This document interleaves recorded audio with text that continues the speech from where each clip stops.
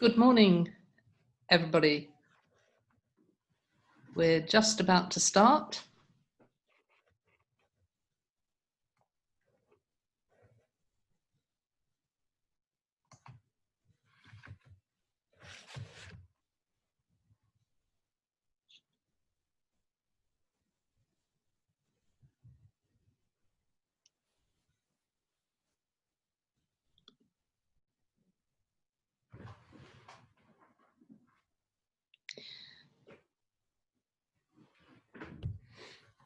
Good morning, everybody. I'm Christine Hancock, welcoming you to the first of this new series of workplace health seminars. So C3 is a charity working globally to prevent chronic disease with a real focus on those risk factors, smoking, lack of physical activity, what we eat and drink, that's been the driver for chronic disease, which we used to call an epidemic, until of course now the word is being used, understandably, to describe the coronavirus pandemic. And of great interest and concern is that those same risk factors, of course, are a big driver of critical illness and premature death following the pandemic. We've run workplace health seminars for some years.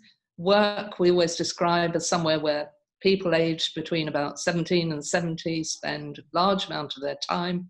We often also used to call it time when people were with lots of other people, and that was a way of making it easier to achieve change.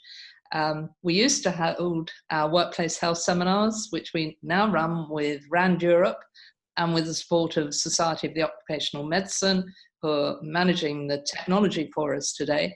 We used to hold them courtesy of some attractive offices in the City of London, and pleased to see that among the participants today are colleagues from Willis Towers Watson and Broadstone, and those of you who came to any of those seminars will have enjoyed their excellent breakfast and their panoramic views of London. You'll have to find your own breakfast, and panoramic views will depend on where you're from. We're delighted to have attendees joining us from right across the world. One of my colleagues who's from Canada, from Cornwall, has been urging us for a long while to make our seminars more widely available. And like so many people, of course, the events of the last few months have pushed just that change. So we're very grateful for the sponsorship today of Sanofi and Health Management and Maximus Company, both companies that prioritize the well-being of their workforce, and both within their company and more generally. We're going to invite you to put any questions on items for discussion in the chat column, but now I'm really pleased to welcome Professor Kevin Daniels. Kevin last spoke for us at an event, I can't remember how many years ago, on productivity. Quite a relevant topic within the context of what he'll be talking about today. So pleased to see so many of you. Most pleased to welcome Kevin. I think he'll make his slides available later, so you don't feel you have to scribble down every statistic that he may or may not show us. And I'll hand over to Kevin. Thanks. Great, thank you. And it's first, can I check, can everybody hear me and see my slides? No slides yet. No slides, so let's just make sure that that works. Am I sharing screen? That should be the one. Is that working now? Yep. Excellent. So yeah, brilliant. So I'll start, and I'm not sure whether you can see my talking head as well. And at the moment. Sorry? You No, can at the moment, so don't good. scratch your nose too much. Well, I'm just thinking about what might be in my bookshelf behind me because I haven't had a chance to posh it up to put very learned books there. You can probably see a copy of Lord of the Rings if you look hard enough. But I know the Book of Great British Birds as well in there, so there's nothing too academic behind me. But it is great to be kicking this off, and it's interesting that you mentioned Cornwall because I once did a talk down in Cornwall, again about 3 or 4 years ago, and the distance from Norfolk to Cornwall is a very, very long way to go to give a 2-hour talk. So this virtual technology is great, and I hope we continue to embrace it. I'm going to be talking today about some research that we've been doing quite recently, actually. We're fortunate enough to be, at this unfortunate time, of course, to be in situ collecting data pre and post lockdown. So we do have some real data from how organisations have adapted, but I'll spend some of the time actually talking about the things that seem to work pre-lockdown as well, because these, as we'll see, seem to be important for how organisations responded. But before we go any further, as you'll see on the first slide, there's the RAND logo as well as the University of East Anglia logo where I'm from, because this project is a joint project between us and RAND, and we're part of something now called the Propel Hub, which stands for Productivity, People Engagement and Learning, and that's funded by the Economic and Social Research Council. And there are a number of programs within that, and our particular program is looking at wellbeing and productivity. So before we go any further, of course, then I have to do the acknowledgements that's for the support of this work. So we've been supported by the Economic and Social Research Council for our work with Propel, and I'll be drawing on some of the work we did for the What Works Centre for Wellbeing, which is again supported by the Economic and Social Research Council. And there's a list of names there of various people that we've worked with. The names in italics are the people that worked on this particular aspect of data collection I'll be speaking about today, but there's lots of other people involved in various aspects of this, plus a load of PhD students doing their own projects as well. So there are quite a lot of us working on work, wellbeing and productivity across UEA and RAND at the moment, plus a few other institutions where people are working with us on various projects. I'll also be drawing upon a little bit of work we do with this for the Society of Occupational Medicine as well, around sort of occupational health competencies, because that's important background too.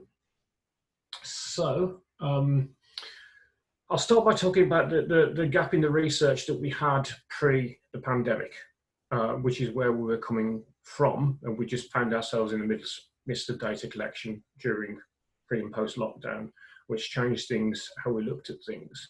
But as I said, there'll be some background on how wellbeing programs work in normal circumstances and what we found out so far and what other research is telling us. And then we'll look at these very recent extraordinary circumstances and how organisations have adapted. I think some of the lessons that we've learned from organisational adaptation probably apply in normal circumstances has just become a lot more salient and a lot more focused. There's a lot more contrast on them in the current climate. And as I've mentioned previously, some of the lessons from pre-lockdown normal circumstances seem to apply in the current circumstances as well, at least for giving organisations context and capability for acting quickly.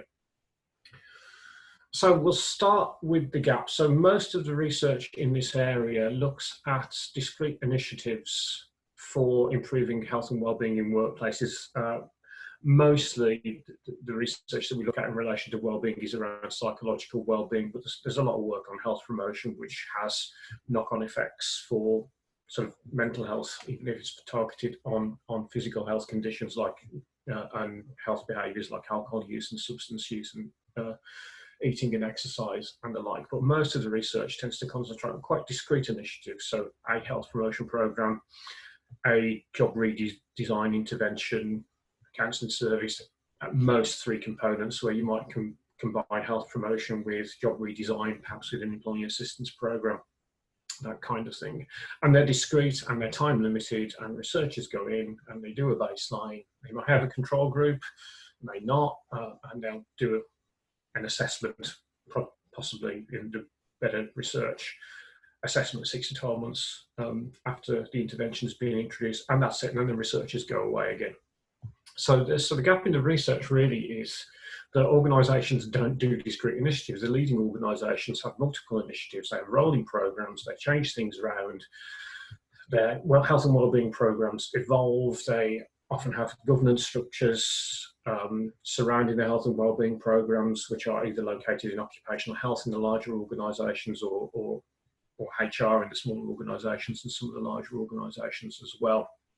And these programs seem to have moved beyond sort of the traditional focus of occupational health on rehab for people with conditions, getting people back to work, or sort of the Health and Safety at Work Act 1974 on risk prevention, basically minimising ill health. So it's much more about health promotion and wellbeing promotion rather than dealing with disease or preventing conditions. And what we've noticed in our research over the years is that the traditional approach is very much embedded in biomedical sciences and psychological sciences. So it's very much about sort of specific conditions and what you do about those specific conditions. But what we've observed in organisations is this rolling approach, this programmatic approach that leading organisations take is more about organisational culture transformation. It's much more about changing the way how things are done and people think about wellbeing rather than focus on specific conditions or specific initiatives. So that's what we wanted to research, and that's what we set out to research. And the basis of that research are multiple systematic reviews that we did for our work with the What Works Centre for Wellbeing. Plus, a year or so ago, we looked at 8 exemplary organisations that had very well developed health and wellbeing programmes, both large and small, in a number of sectors, including sectors that are particularly challenging, like social care and construction. As well, and we did interviews in those organisations, plus a few videos and things like that to see what the leading organisations did and how they put things together. And you can find that information on sort of a summary of that information and some of the video illustrations at the What Works Centre for Wellbeing website. I'll give the resources later. We also, drawing on this as well, sort of looked at the role of the occupational health practitioner and all this, and this is the work we did for the Society of Occupational Medicine. And most recently, our work with the Propel Hub.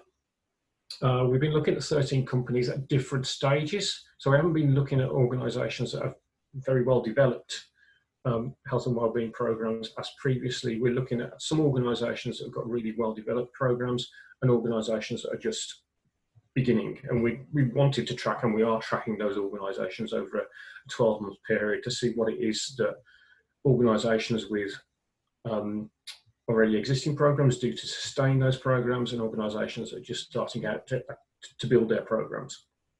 And we wanted to track over time because it's a dynamic process. So we're doing multiple interviews over time. Over 12 months, we're going back to people. Our target was 80 interviews at each particular stage. So that's 240 interviews overall with 8 organisations. And at baseline, we had 13 organisations and 92 interviews. We started those interviews in I think it was November last year. We finished the first round of interviews around February this year, and we started the second round of interviews around March this year. So just around the time of lockdown. And what we found was, because quite often when a big external shock comes along, organisations disengage from anything that isn't a primary activity. So supporting research, which they're not funding themselves, is secondary, tertiary activity. But what we found was all of our organisations have remained very much engaged with this research. And I'll come on to some potential reasons for that later. But that did enable us to have 5 organisations where we had data pre-lockdown and where no one was thinking about there's going to be a big pandemic coming and there's going to be a massive shift in how we do work and how we think about work and how we think about health and safety. And 33 interviews post-lockdown where we had immediate responses within between March, April and May, the first few months of lockdown, what organisations did. And within those 5 organisations, we had 2 organisations with really well developed programmes, 2 organisations starting off, and 1 organisation that had a very well developed sort of physical health promotion, wellbeing offering, which was in transition to doing more around mental health. So I wouldn't say an intermediate organisation, but one where the programme was very much in transmission, in sort of some state of transition as well. So I'll be drawing upon all of this, but mostly on those 5 organisations that we looked at in depth. So I'm going to start with a little bit of background on what the leading organisations do. And we kind of found with our research, sort of, there's 5 areas where there is consistent evidence that if you do something in these areas, you're going to get a better return. And the leading organisations do cover all, if not most, of these areas in what they look at. And the 3 at the top are more in the kind of area where you would consider to be traditional psychosocial risk prevention. So it's looking after sort of people's health through prevention. And the 2 at the bottom are much more concerned with kind of rehab or health promotion, that kind of thing. So it's not about day-to-day work. It's much more focused on health. So the 3 at the top and the big ones are firstly, job quality. So this is encapsulated to a large part in the Health and Safety Executive's management standards for work-related stress, plus things which aren't in there like job security, use of skills. So you've got things like autonomy, balanced workload, role clarity, consultation and involvement, use of skills, development of skills, something around progression, access to training development opportunities, and security of income. Those kind of things that make what we consider to be, in health terms, psychological health terms, a quality job, and alongside a decent income. So you've got a job that's enjoyable to do, supported with a human resource management infrastructure to provide people with the skills they need to do those jobs and the security. On top of that, probably the most important thing, and if I was going to invest £1 anywhere in sort of mental health promotion in a workplace, it would be on line management, because you can affect a lot of people very quickly.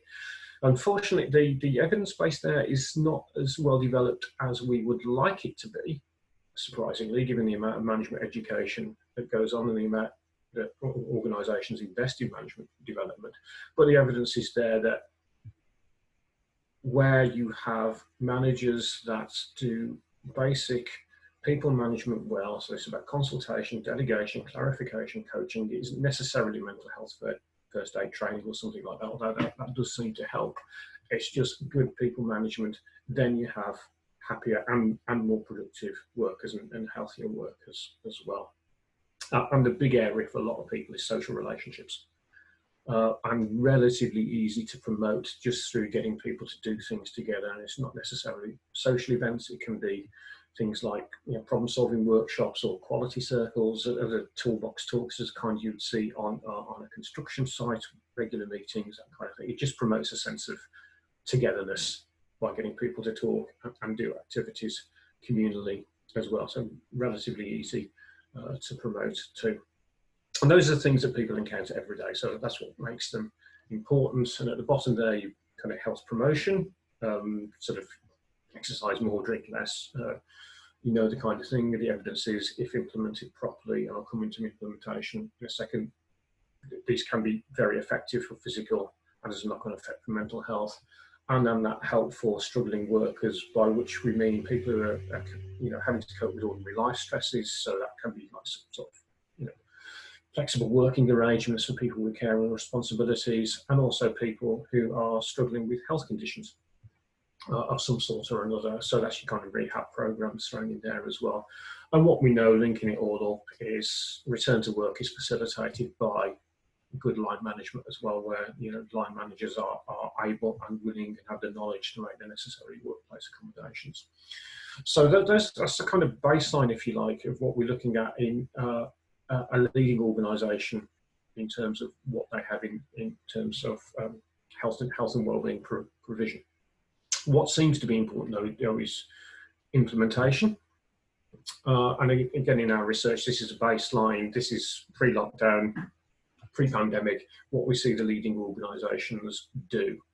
And what we see here is that, and what we found is a very dynamic process. So as you can see from the diagram, In the pie chart on the left of your screen, you'll see four little arrows going in multiple directions right in the center, and that indicates everything influences everything else. In the traditional research approach, context is taken as something that's static, that influences outcomes. And what we found from our research, actually, in these evolving programs, is the program influences the context, the program influences the organizational culture, which then makes it easier to embed more health and wellbeing practices. So we split it down basically into three areas where organizations can act.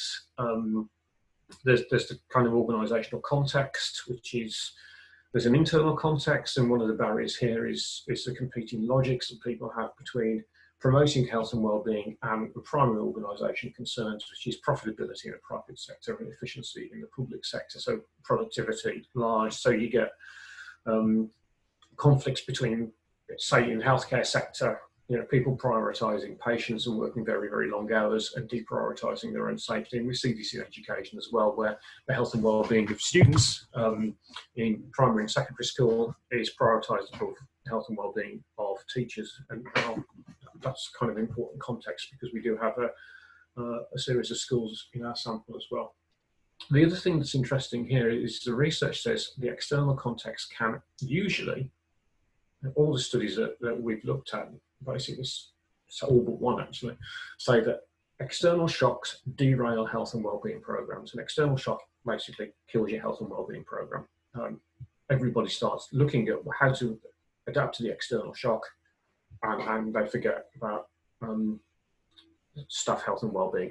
And that was very much the case with the last recession, as we'll see. But there are hints in the literature. There is one study which kind of hints at organisations adapt to external shocks. And what we find from our research, where a huge external shock, was that organisations did adapt, and in some cases adapted very, very quickly. The mechanisms for delivery of your health and wellbeing programs around three areas that we see from our research. One of those is kind of cultural led, if you like, and this is often led by senior managers who classically give their own personal stories about their own struggles with mental health and well-being, or their own perspectives on it. So it's very much about setting a tone for a debate within an organisation and legitimising talking about health and well-being. But on top of that, the organisations that do this well have functional governance structures for their health and wellbeing programme.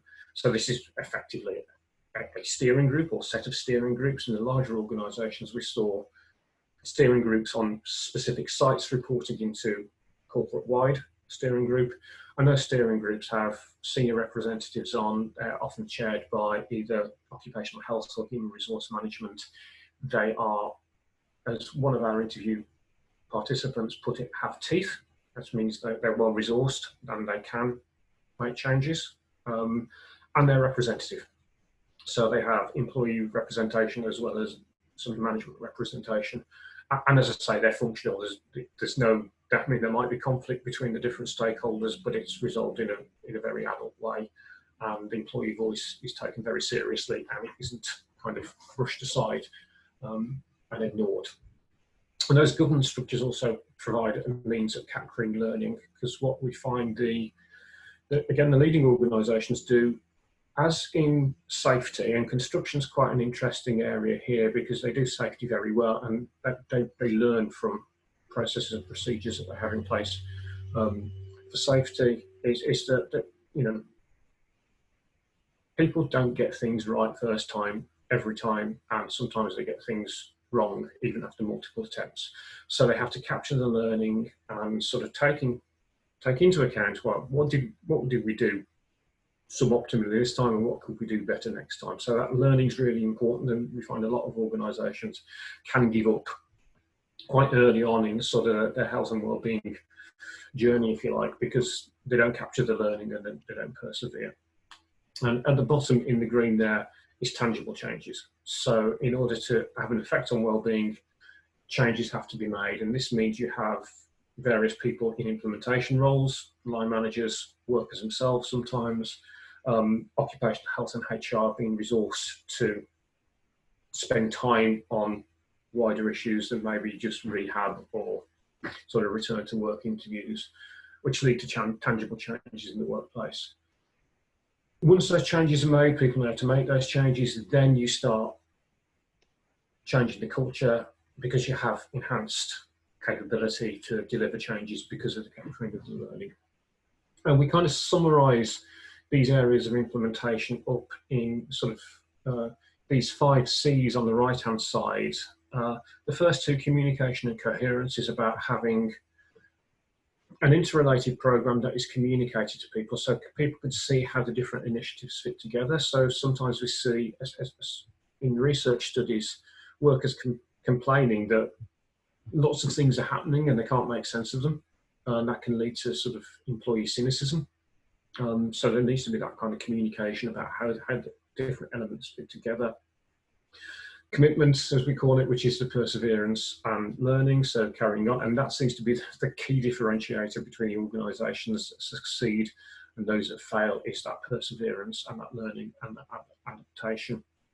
And 2 areas where we see generally organisations attempt to, and the guidance that you see from various professional institutes and regulatory agencies, is this: make sure that your health and wellbeing program is consistent with current practices. So there's one example in the research literature where an organisation introduced discussions about health and wellbeing into the weekly quality circle, where usually they would discuss productivity issues, but then they discuss how to improve their working environment for worker health and wellbeing. But sometimes you have organisations that have toxic practices, and you then have to sort of create new norms and challenge those practices as well. And it appears where you do have sort of toxic norms, toxic behaviours, senior management involvement is really, really critical. It's important anyway, but it becomes critical, or appears to become critical in those situations.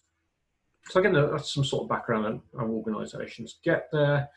We do find that organisations also are, this is from our current research, doing things on top of those 5 C's around communication, sort of coherence, commitment, consistent with current practices, or creating new norms. And the first thing we find is organisations are in some sort of dynamic process of trying to balance 2 competing approaches. So this balancing the flexibility with consistency. So flexibility is very much about sort of, it's bottom up from the workers, it's much more organic. We see it's very much driven by organisational culture. So this is kind of workers doing it from, doing well-being for themselves and being encouraged to do so, or organisations responding with initiatives that address specific employee concerns specific to those contexts. And again, the responses tend to be a lot more informal and less formal, and balanced against that is kind of like a consistent approach, which is more driven by concerns of fairness and standardization, so that everybody gets access to the same kind of benefits and services, and it's provided in a consistent way. And we find that approach tends to be much more formal and rules driven, so much more based in policy and less organic. The advantage of taking a policy formal rules driven approach, of course, is you do get the consistency, you get standardization, and sort of more quality control, if you like, residing with your specialists, which would be HR and occupational health. The disadvantage is less responsive and there's less worker ownership, and possibly less consistency with organisational culture as well, which might make things a bit difficult to land. As organisations get bigger, they tend to go for more formal approaches, it appears, but organisations seem to be oscillating between the two and trying to get the right balance between the consistency and the flexibility, the rules and the organic culture-driven process. And it must be said that line managers are very important in that kind of more informal process as well, and how they facilitate things, and we'll come on to them again and again throughout the course of the presentation. Obviously we mentioned tangible changes, so resources for wellbeing. organisations seem to do those in three main areas. The kind of tangible resources around access to services like the Employee Assistance Programme or training and development. That's, seems to be in place. The frameworks, this is more information driven about people regulating their own health, so this can be physical exercise, that kind of health promotion, but also help, sort of empowering people to take responsibility for their own working arrangements. So, sort of emphasising the need to take breaks, not to work, excessive hours, to make sure that people look after themselves. And those kind of individual resources, those frameworks, surface again in some organisational responses to the pandemic by reframing what those are. And also the relational resources, which tend to be a little bit more informal, driven by the organisation culture, very much facilitated by line managers and others, and that's encouraging workplace relations and organisational units and teams to make their own adaptations in the workplace as well. And what we find here is, again, organisations that do wellbeing better than others provide resources in all three areas. That you've got a multi-component, multiple spread of what's going on. And similarly, the people involved in implementing the programs, you can divide into three areas. So what we call the catalysts, often senior managers, prominent people in an organisation that set the tone, set the narrative, do the talks, do the video presentations and the blogs about the importance of this. So often senior managers, not necessarily often, so certainly salient people in the organisation. Then you have the experts, HR and occupational health. In smaller organisations, HR and occupational health are often in the same department, often the same person. In larger organisations, especially in safety critical areas, you get a differentiation. So it's important that the two areas, HR and occupational health, are able to work together effectively, especially because some of the legislation in this area in the UK spreads between what is traditionally a HR issue, equality, diversity and inclusion, and what is traditionally an occupational health issue about risk and disease mitigation and management. So the two sets of experts appear to be very important in bringing their knowledge into interventions and initiatives that are suitable for the local context. At the bottom, we have the agents for wellbeing. In larger organisations, you have health and wellbeing champions. So Aviva, one of our local organisations, that they had a champions network when they started their health and wellbeing programme for people to promote debate about wellbeing, people talking honestly about mental health and wellbeing and openly about that. But it's not just necessarily health and wellbeing champions, it can be line managers because they can make tangible changes. So it's people who have contact regularly on a day-to-day basis with people in the organisation, everyday people in the organisation. So this is the agents for wellbeing, if you like, are the people who actually deliver the culture change that I've mentioned. And cognizant that there'll be a lot of occupational health practitioners in one variety or another in the audience. On the little bit of research that's out there, there's not a lot, surprisingly actually, there's very, very little on the competencies occupational health practitioners need. So this is based on the research we did for the Society of Occupational Medicine. Well, we did desk-based research. We also spoke to some leading occupational health practitioners and HR practitioners. We asked the HR practitioners what they would like to see in sort of OH practitioners, and we came up with this list here of the different competencies in a number of areas. And these include sort of using evidence, so it's very much about hard data collection. There's a phrase we use there called enhancing evidence, and that doesn't mean fabrication, that actually means using people's stories. So you can use the hard numbers to say X number of days lost, X pounds wasted in productivity, X number of days of presenteeism affects productivity in this particular way with a monetary value, but having a narrative on top of that. So getting people's stories, so to give it some kind of context about what the lived experience is for some people. So the evidence drives the business case. The business case has to address business concerns. So it has to hit, the concerns which key stakeholders have.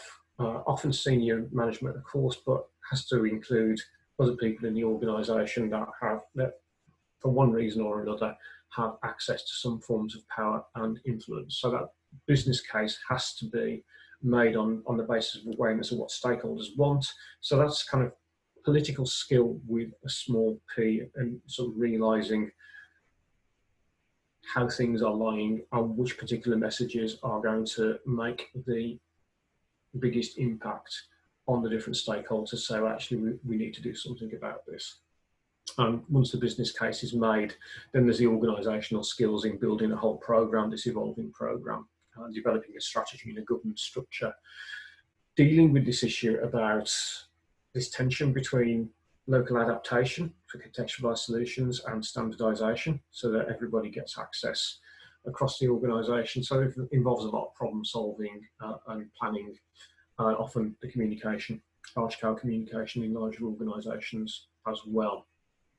Underpinning that all, of course, and we go back to our expert implementers, is that specialist knowledge of health and wellbeing, and especially around what particular initiatives are likely to work because they have a good evidence base and a good conceptual basis, and which kind of interventions are more likely to be snake oil and should be kind of ignored. And occupational health can provide things with scientific basis, and sort of professional training has credibility to make those judgment calls and be believed by other stakeholders as well. Okay, so that's a basis for what the leading organisations do. That context does seem to matter for how organisations respond to the crisis, which I'm going to move on to next. When we first started looking at this, when we realised we're in the middle of a crisis, and to interpret our data, the first thing we did was say, well, what happened during the last crisis, 2008, which is an economic shock, essentially not a health shock. And what seemed to have happened, we looked at evidence from the UK and Ireland in particular, because both were affected. Both countries have economies based on financial and professional services, the UK more so than Ireland, but financial services are very prominent in Ireland. Both economies are very closely connected, of course, and we have very similar employment relations legislation and employment relations history as well. So we looked at the evidence from those two countries, and what we found was essentially that the balance of power shifts from employees to employers. So balance of power is always with employers anyway, in the kind of economic system that we have in the UK. And usually the balance is held in check by this kind of mutual gains for workers and organisations. So income security, health, and increasingly now sort of well-being as well, are protected in exchange for productivity. So workers gain by having a steady income and going to work knowing that their job probably won't affect or should not affect their health, or at least organisations have taken reasonable steps to ensure protection of health and well-being, and in exchange for that, workers give loyalty and productivity. Where there's an economic shift, the power shifts to employers because the labour market conditions change, and therefore sort of employers can do things that they might not be able to get away with in normal circumstances in terms of work intensification, wage cuts, which is and sort of redundancies, which is what normally happens in an economic crisis. In 2008, though, we didn't see the kind of job losses that people were predicting. Organisations tended, if they could, to try and hang on to workers, but we did see sort of longer working hours. Obviously, in the public sector, there was austerity as well, which didn't help things because people were really asked to do the same or more with less. So sort of intensification of working hours and a reorganisation of working time as well. So the shift in balance and flexible working sort of shifted to employers to some degrees. Some organisations were able to offset this by employee consultation to a degree, so at least the workforce understood that some of these measures were being taken in order to protect jobs, and that had a kind of mitigating effect as well. but I think in 2008, if we think about this historically, that wellbeing really only started to be a big debate in the UK in the past few years, and there wasn't such a there's a realisation amongst epidemiologists and work psychologists and other people that job insecurity is bad for mental health and physical health, and unemployment is. But I don't think there's much wider debate about that, and unemployment is seen as a social concern because of social security measures in place and so forth, and not an organisational problem because it's about economics.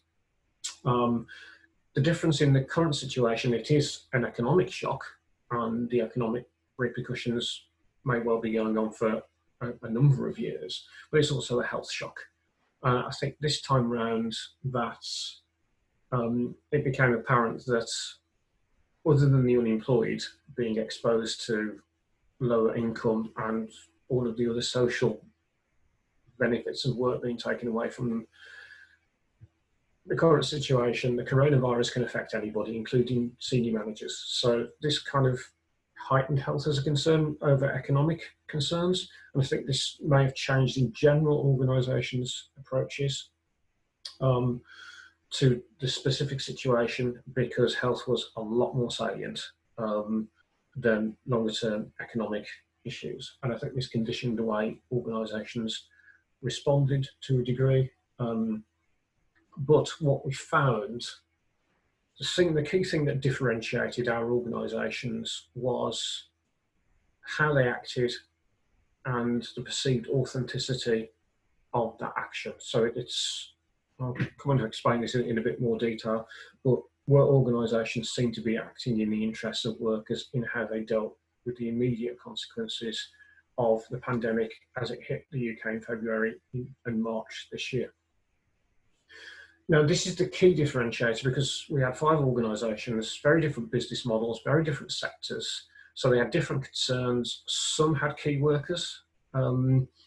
Some had work that could be done predominantly from home. So there was different concerns there. That led to different health concerns. So some organisations, it was exposure to infection, which was their key concern. For other organisations that could shift to home-based working very quickly, it was more about the mental health risk of isolation and confinement.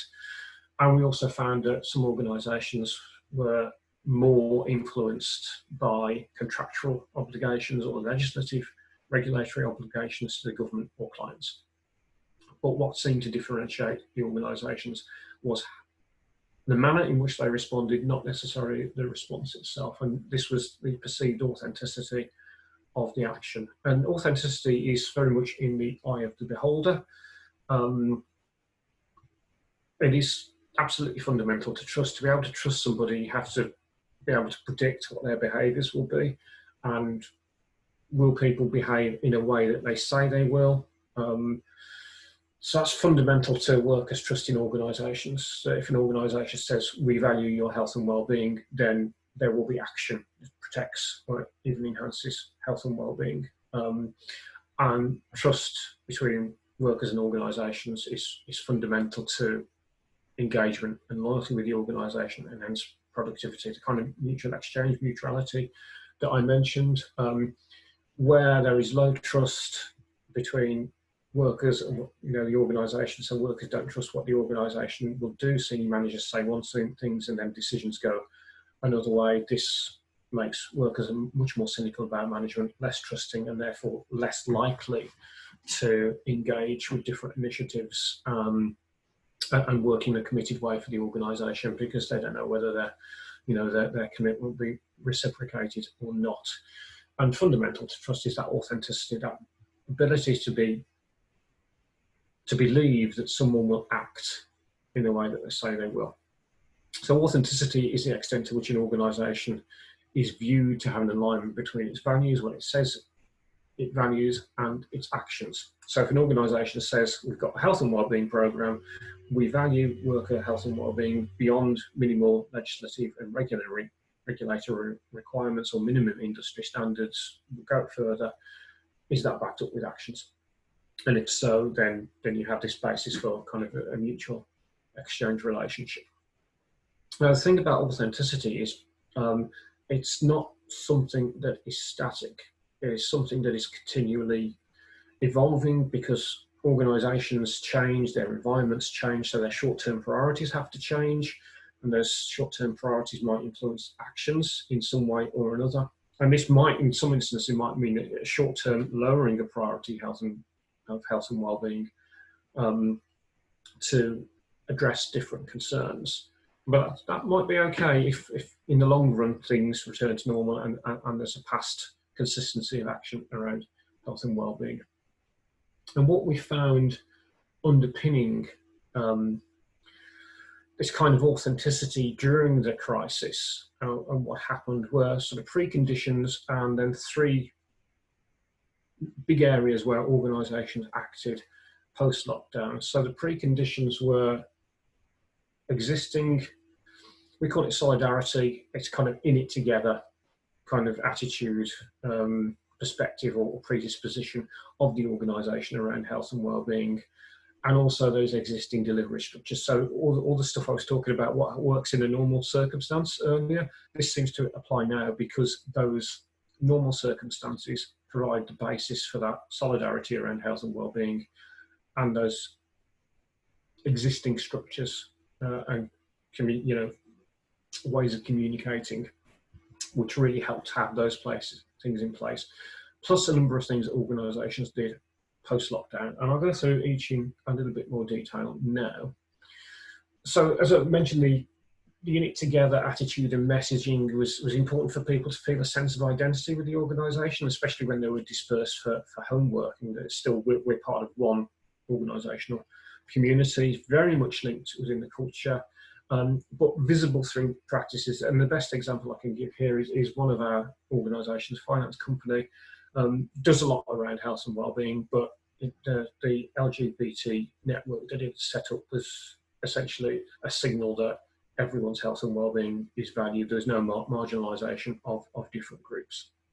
And we were contacted with some of the organisations which had a history of putting performance first and people's health and well-being second, and always consistently saying, well, we drive performance, and once we got the performance, we'll think about your health and well-being.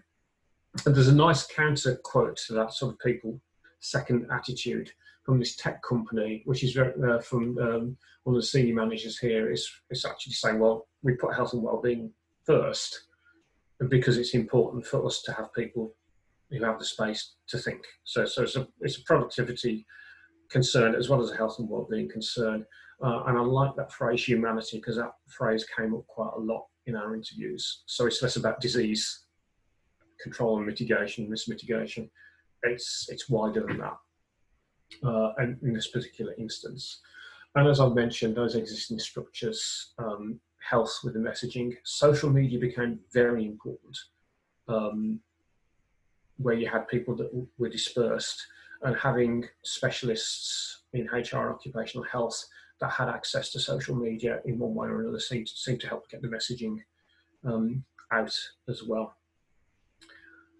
In terms of proactive responses, this I think was one of the most important and salient things that we found, was the organisations appear to have a better response where employees were saying that actually we valued what the organisation did, were preemptive. They moved to home working and put other strategies in place pre-lockdown, 1 or 2 weeks beforehand. So they didn't wait for the government to say, send everybody home. What they did do is saying, well, there are things going on we need to do something about. And the construction company that in our sample is really important. And the quote there was basically saying that we simply had a means of talking to our workers. They were expressing concerns. We were concerned, so we shut the construction sites down and we sent people home. It's interesting, that construction company as well, they did put people on furlough, but out of a workforce of the hundreds, it was only 18. And I'll come on to them again on some of the things that they did later to back up what they did initially as well.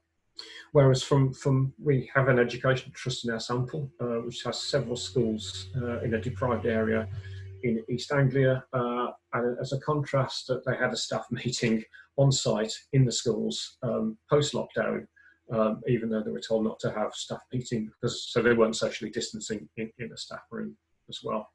So that kind of very proactive response, react quickly, versus more lagging response.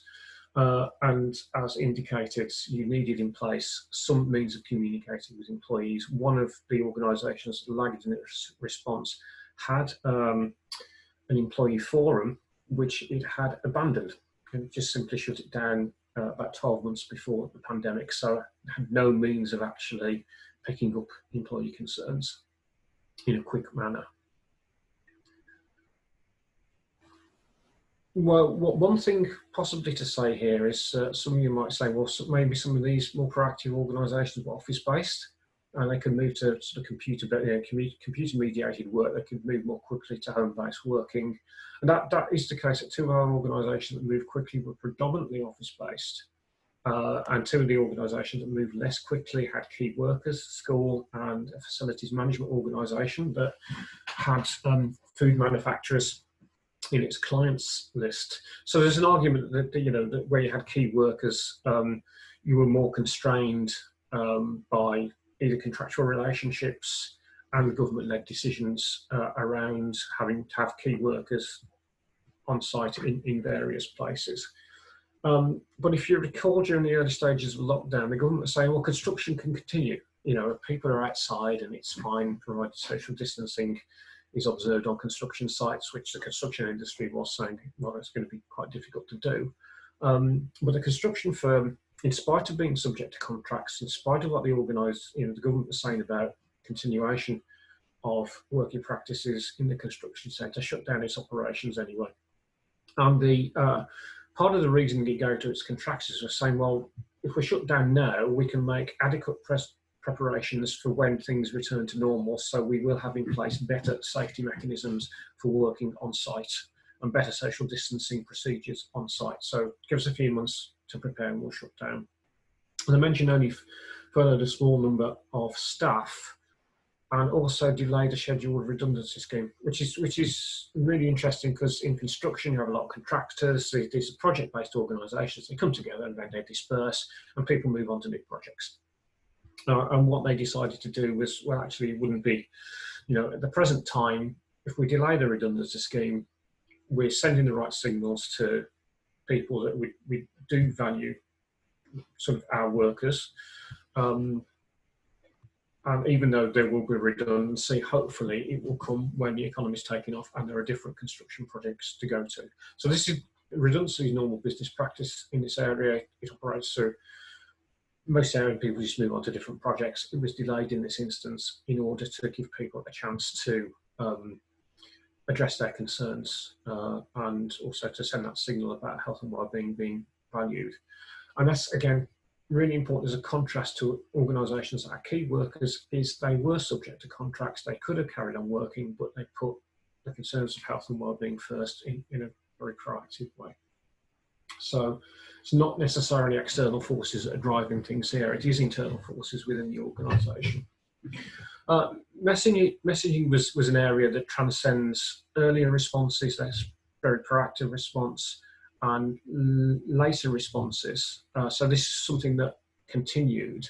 Very obviously, the messaging had to reach everybody, and the message had to be clear, to the point, and action focused as much as possible. But senior manager role modelling, especially around informality, seemed to be very important here. So by informality, I mean that senior managers were being seen talking to the workforce, working from home, perhaps in pajamas or things like that, with dogs barking, kids running around, cats running in front of computer screens, all the things that we're now fully familiar with. Amazon turning up at unexpected times. So they're quite on from the construction company about quite a dishevelled CEO turning up and talking about how he's been dealing with it. Again, sort of expresses that humanity and that kind of we're in it together attitude as well. And the other thing that we found in a number of areas, and this goes back to what I was saying about the construction company, about saying the redundancy scheme, is messaging about health is the most important thing. If you can do some aspects of your job, then do them, but we're not expecting you to work at 100% capacity in the current situation. And the quote on the bottom right illustrates that, about saying, you know, just look after yourself, look after your health. So it's very much a shift. Could have shifted in the other direction. The productivity is the most important thing, but it's very much about, well, let's look at health first. Health is the most salient thing. Let's sort that out, so then we'll worry about the other things later. So that was an important message for people to hear. Kevin, we're running out of time a bit. Yeah, I'm almost finished. I'm Good. almost finished for questions. Last couple of slides now. And that quote, to go back to this sort of performance expectations on the top right, again, sort of reinforces that to an extent, where someone was struggling because, you know, being, you know, single parent, and the line manager said, well, you know, that's fine.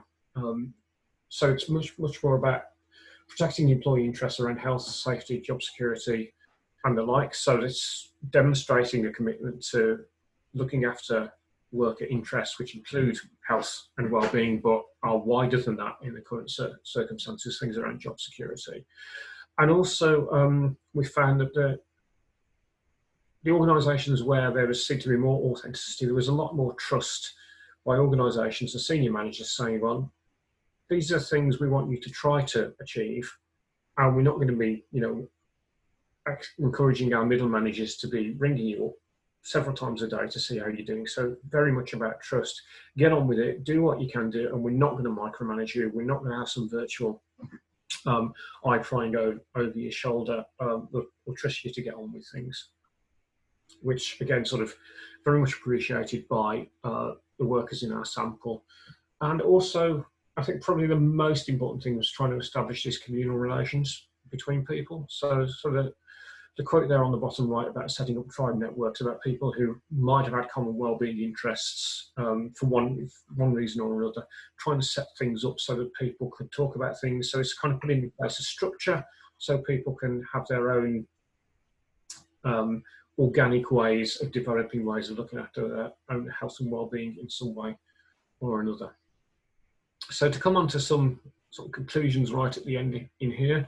So what we did find is having in place those health and wellbeing procedures in the first place increased resilience, because the existing knowledge and processes was a basis for proactive action.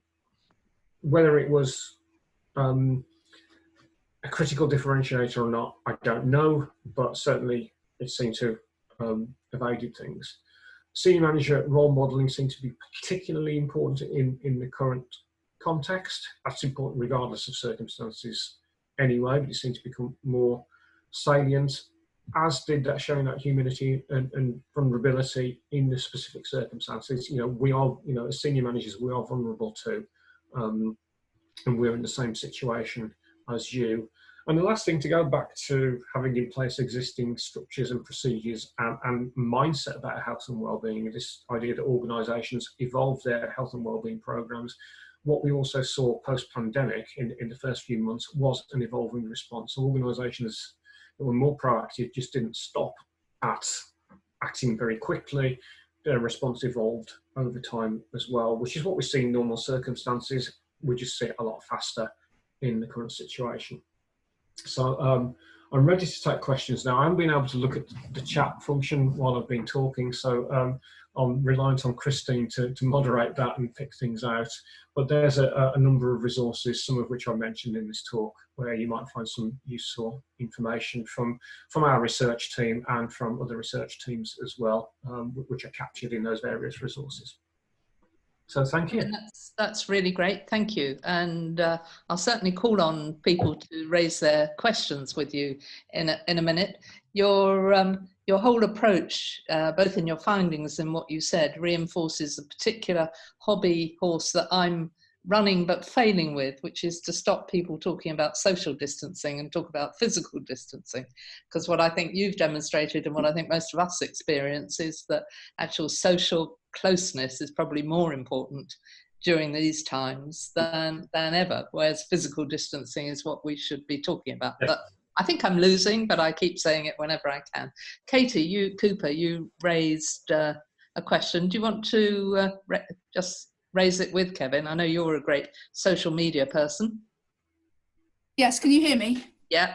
Great, excellent. Yes, my question was, you mentioned specifically social media messaging being used particularly in the early days of lockdown.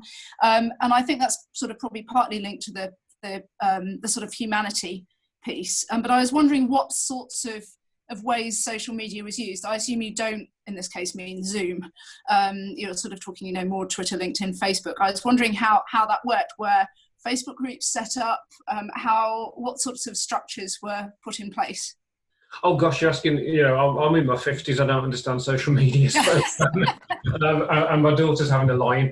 So, I think from what we gathered from the interviews, it was, Twitter, Facebook, Instagram type things more than Zoom. Yeah. I think from personal experience, lots and lots of Zoom meetings are particularly draining. Yes. So Zoom meetings were set up. But Zoom, of course, is scheduled, it's formal, it can be intrusive. So I think the more informal social media seemed to be what people were using. Senior manager and role modelling would have been through formal Zoom type approaches, but clearly people were sticking up blogs and the like so people could dip in and dip out. And I think what seems to have been the case is that in some of the organisations, especially with computer-mediated working, there were people working different shift patterns, informal shift patterns, because of care responsibilities and that kind of situation. So asynchronous means of communication would have been the way of doing things. So if there were Zoom meetings, there might have been recorded for people, that kind of thing. But the exact mechanics of how social media works is I'm afraid, a mystery to me. So the words I am saying are recognised as Anglo-Saxon words, but I do find quite difficult.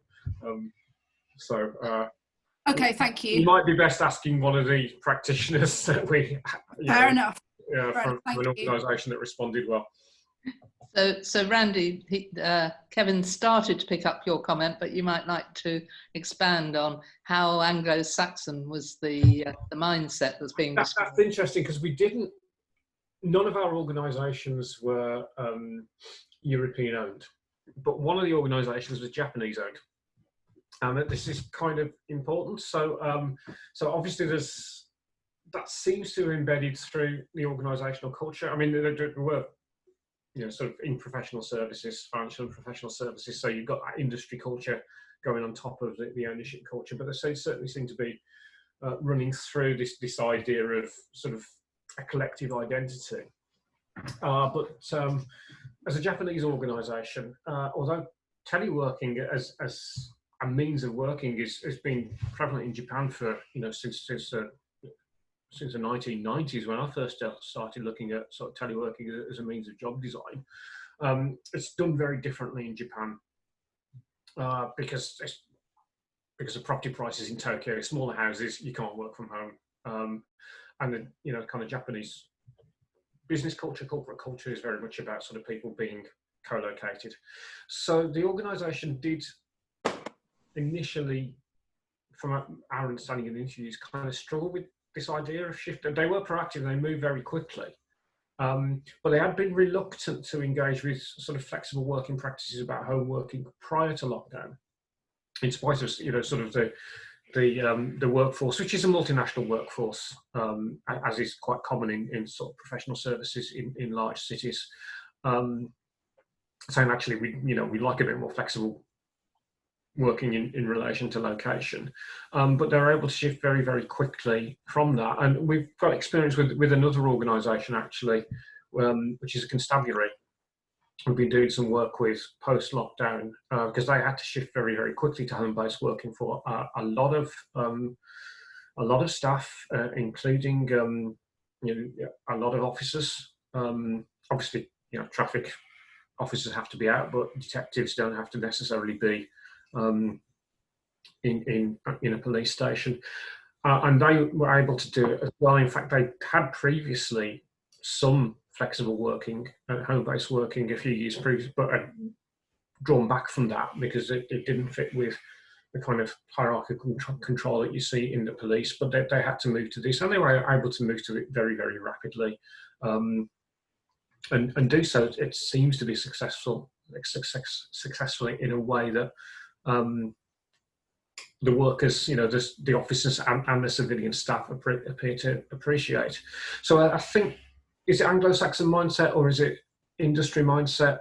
Because industries do have their own mindsets and sectors have their own mindsets.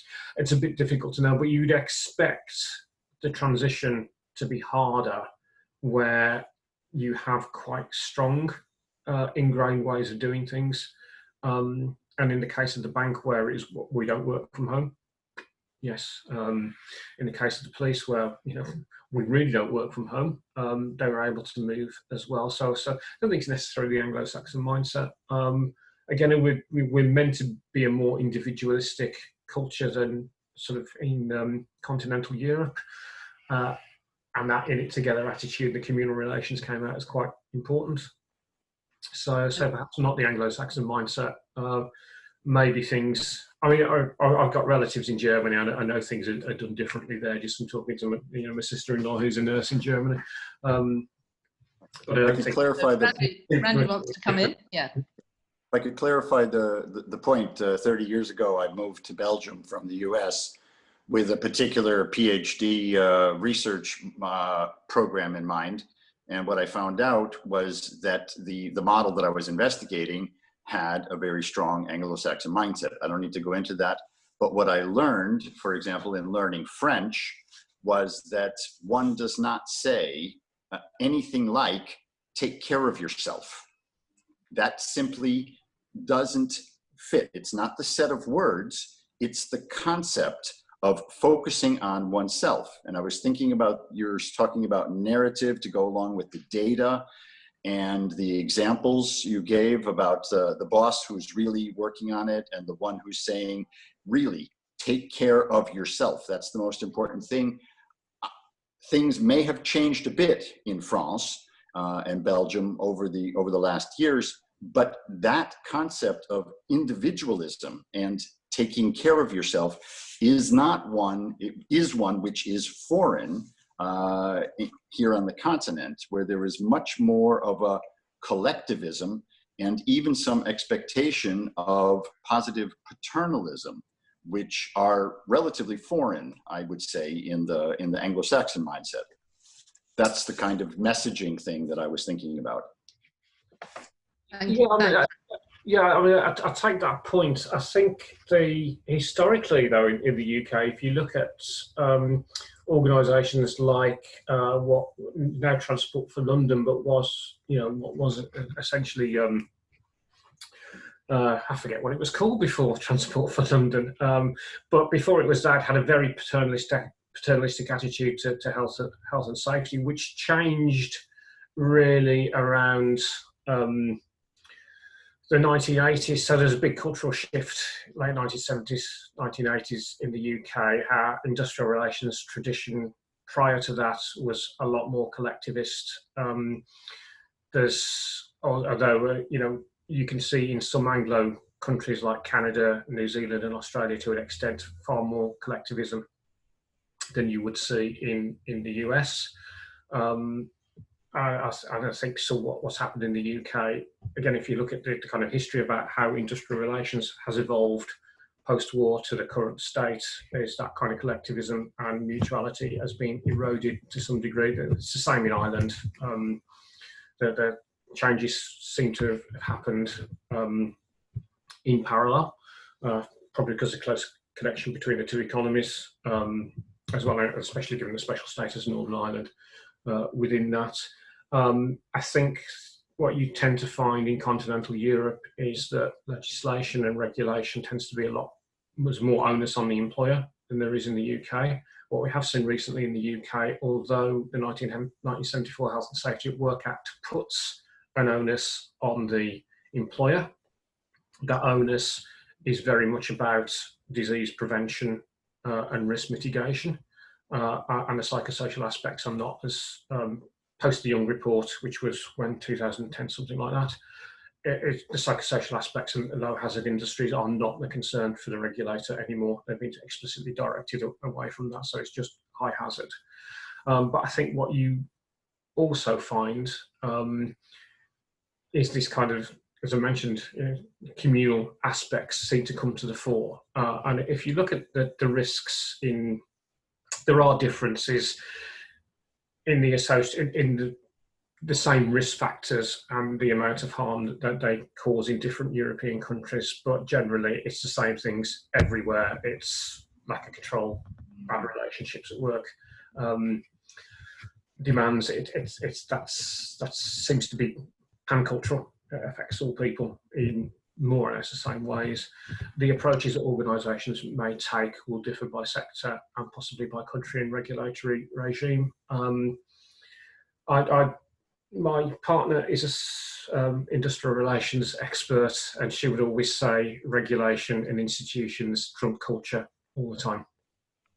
So it's there's some anecdotal evidence that in some parts of the health service, despite how tough it was on staff, the removal of a lot of hierarchy traditionally motivated and improved morale in ways that people didn't expect. The people were much freer to innovate. They were being listened to much more.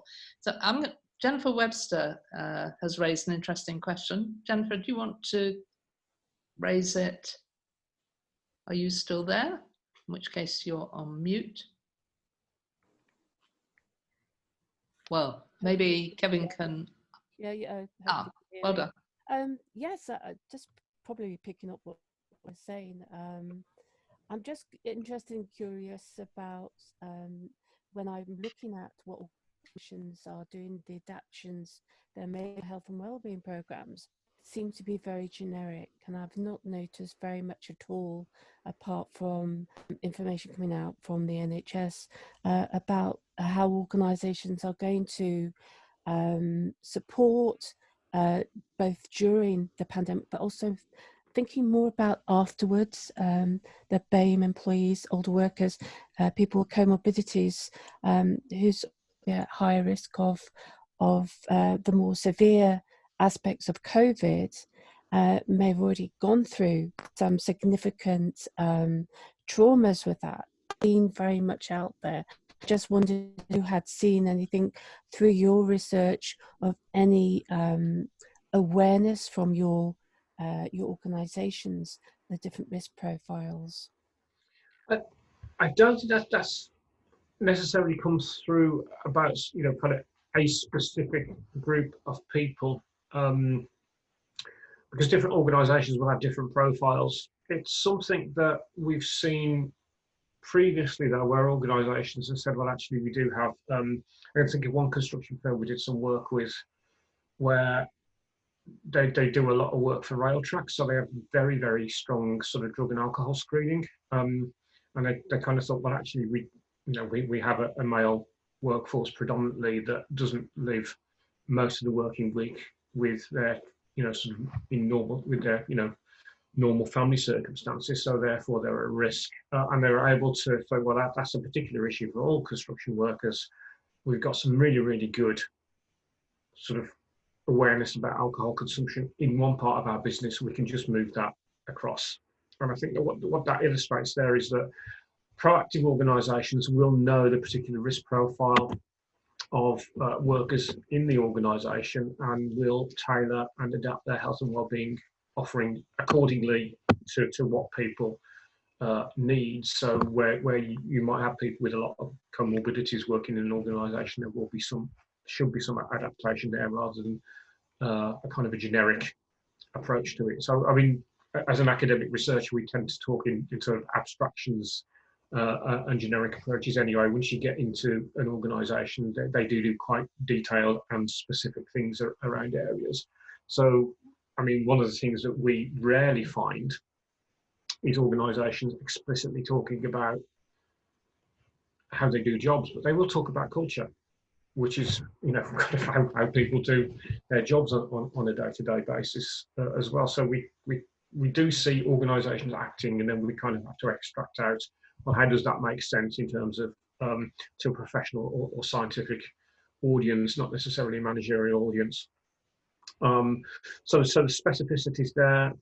Proactive organisations will do things around the particular profile of their workforce as well.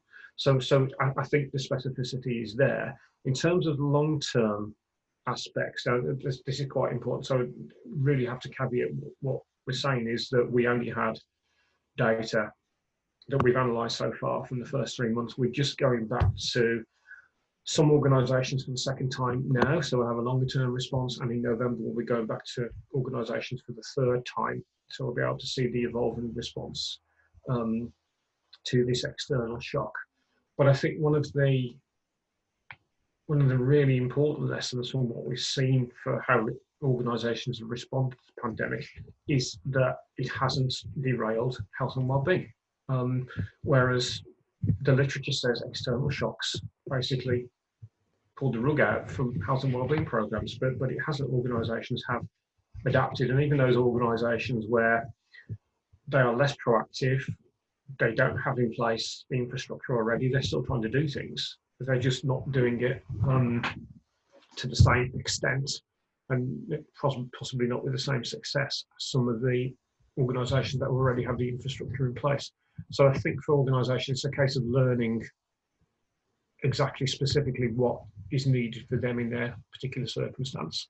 And that might be the demographic of the workforce, but it might be how distributed the workforce is, how centralised it is. So there's all kinds of things that they have to take into account at the same time. So, but I would trust good organisations that, you know, sort of have the capability and the knowledge in this area to be able to adapt to, you know, the specific risk profiles that they have.